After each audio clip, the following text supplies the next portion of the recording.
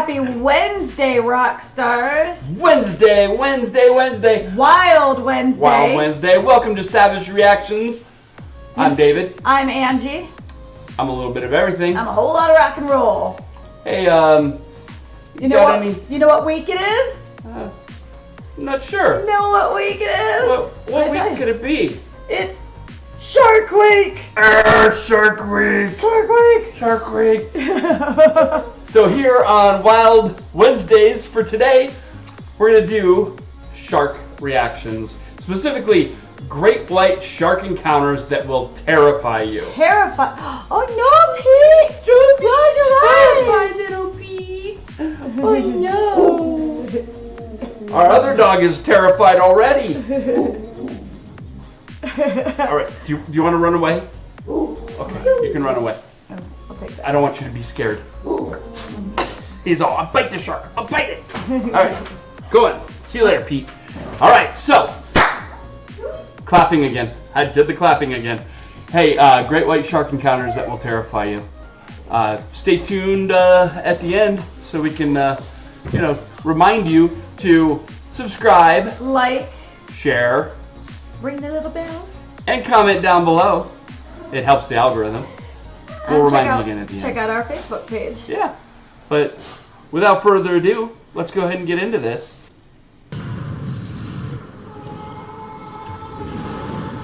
Of all the sharks in the sea, none are more capable of terrifying humans than the great white shark. With a mouth lined with hundreds of dagger-like teeth and a rather fearsome reputation, and they can and will back it up. Finding yourself face-to-face with the monster of the deep seems like it could only happen in one's worst nightmare, but these accidental meet and greets proved it can happen. Not only that, but it scared the shit out of those directly involved, Whoa. and it'd do the same to you. Without wasting any more time, here's our top 9 great white shark encounters that'll terrify you to no end. Did he just say Number 1, haunting your dreams tonight. Yes. Out of you? Yes, he did. It's hard to hear though. Number 9. Does it get louder? Johan and fellow freedivers Francois, Renee, and Eric went spearfishing at Arniston, Cape Town, South Africa in 2015 when they met the unexpected. Johan, Francois, and Eric jumped into the murky waters with spear guns in hand and a GoPro fastened to their heads. Once at the bottom, Johan began looking around, only to find himself surprised by a curious and aggressive great white shark less than an arm's length away. Whoa! The shark went into attack mode, circling back for another round. Because it's a great white shark! You're screaming. Johan was able to use his spear gun to ward off the repeated attempts by the hungry sea champion, all while racing to the surface to signal the boat. He kept shouting, "White!" as we can all see in the video, and repeatedly called for his friends. White! They were able to get everyone out quickly and unharmed. The crew had a good laugh and breathed a huge sigh of relief. A good laugh? What the heck is wrong with You almost got eaten. Hey, let's have a good laugh with our friend. This YouTuber excited millions in 2016 when he uploaded a video with the title "Man Fights Off Shark at Sydney Harbor." Since that's a popular spot, it got people talking. The video starts with the diver strapping on a GoPro and maneuvering into position on the other side of the fence, getting ready to jump off the cliff. GoPro. A GoPro? That's something totally different. Oh my goodness. GoPro. Alright, continue.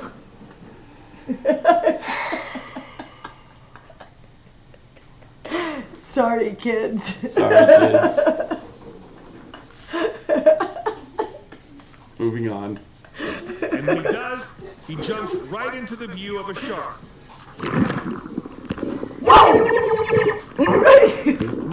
Once he resurfaces, you can hear his friend on dry land shouting "Shark!" and pointing Yeah, no kidding! You think? That would have been useful information yesterday. The shark suddenly appears and comes in close for a look, giving him the shock of his life. While swimming frantically for the safety of the rocks, the great white shark makes a second pass at closer range but the diver manages to thwart its efforts by kicking and swiping at it, giving him just enough time to reach the safety of land. Can you pause it for a second? So far I've seen 2 of them. Those sharks weren't coming at them with their like mouths and teeth very. Ah! Yeah, maybe they just want to come up and give him a hug. Flipper hug. Right? You don't know. Why are we assuming they're angry and trying to eat people? The video's authenticity's been debated, but we're no experts to know if it was doctored or not.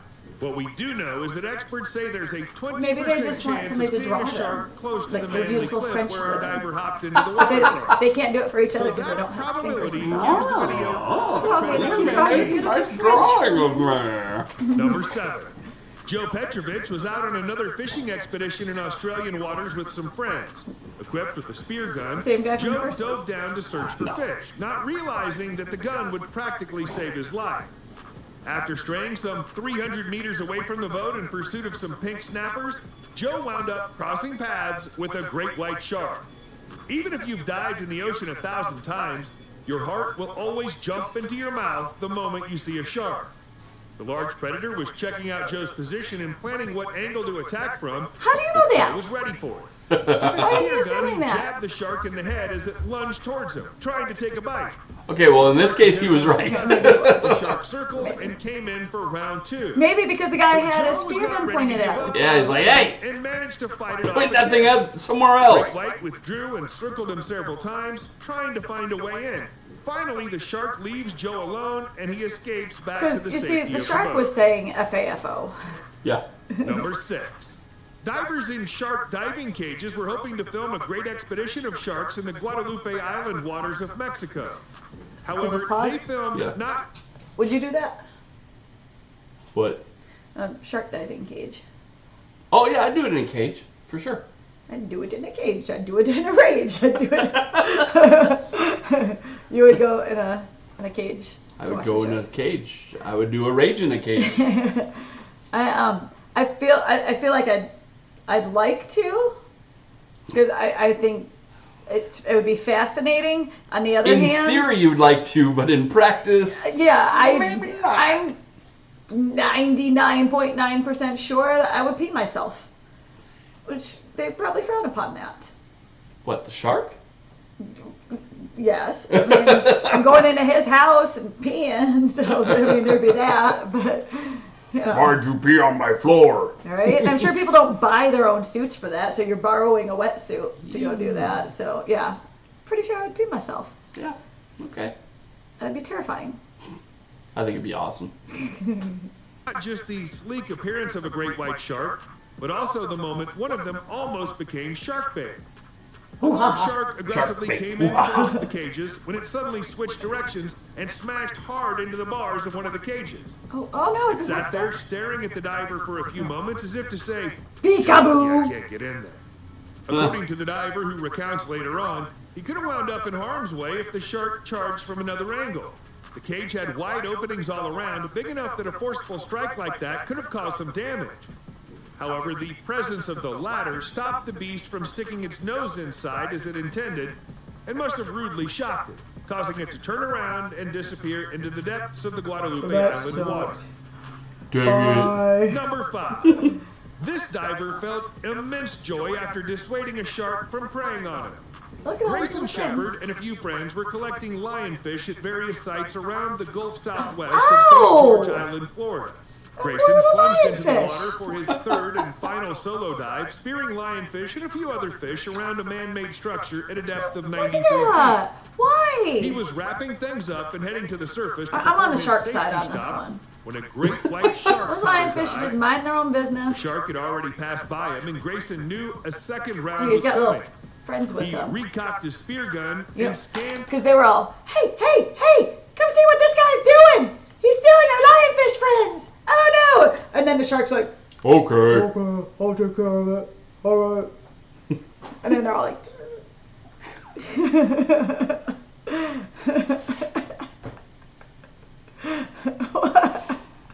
Why do I feel like I'm doing this, like this is the equivalent of doing this video with my 10-year-old daughter?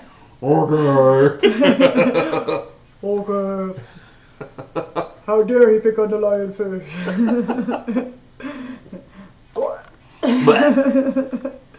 Moving on. The murky waters as he ascended, stopping 15 feet from the surface to begin his safety stop. Then the shark enters his field of view again, headed straight for him. Grayson stood his ground so as to not trigger my friend's back. predator-prey instinct and aimed his spear gun at the shark, ready to fend it off. Lucky for him, the great white turned, giving him a full view of its staggering length before disappearing I back thought they were into going to the say a murky full view of waters. his butt. Grayson decided to give up on the last few minutes of his safety stop and jump back on the boat, thinking it was best not to have a third encounter with this beast. Number 4. Once again, murky waters pose great risk. These divers were in search of abalones in the deep waters, filming as they went along when the unexpected happened. The waters were so murky, it was difficult to see the approaching great white until it was too late. Lucky for this diver, the shark just grazed the back of his head in a drive-by, likely just curious to see what this neoprene-wrapped creature actually was.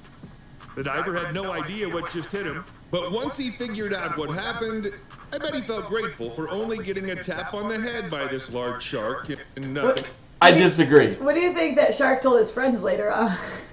I totally screwed with this human today. So, the announcer just said, I'll bet he felt a great sense of relief after having seen... No, I bet he pooped his neoprene suit. That's what gave him the relief. Yeah. Jiminy Christmas. Kidding me? Felt a sense of relief. No, he didn't. He felt a sense of... Evacuation. Yes, evacuation. I'm gonna die. More. Number 3. Divers off the coast of Tofo, Mozambique were filming their adventure under the clear blue sea when one of them noticed a great white shark approach and start to circle. Maybe it's just a good white shark. Maybe it's a mediocre white shark. Or maybe it's an awesome white shark. Just saying. They watched the shark calmly glide around them and come in close to a few of the divers. The shark was relaxed and uninterested in eating them, seemingly curious about what they were instead. The divers remained calm as well and observed the spectacular event unfolding before them before the shark moved on its way. The divers claimed it was the dive of their lives, and they only have the universe to thank that curiosity was this shark's main motive. Because if it really wanted to, the shark could have taken a taste of the strange two-legged fish it had never seen before.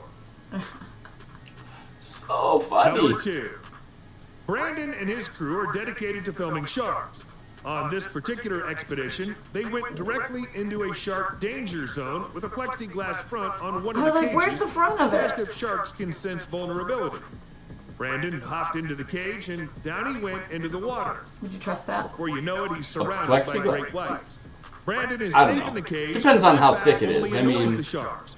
One you know, 18-foot long approaches the cage in repeatedly, Star Trek getting 4, braver they as time goes on before finally had attacking that plexiglass that they put in to keep the water and the whales in the ship when they transported Oh, Star through time. Trek 4 is the whale one. The whale one, yes, the one that I watch all the time because I'm a nerd.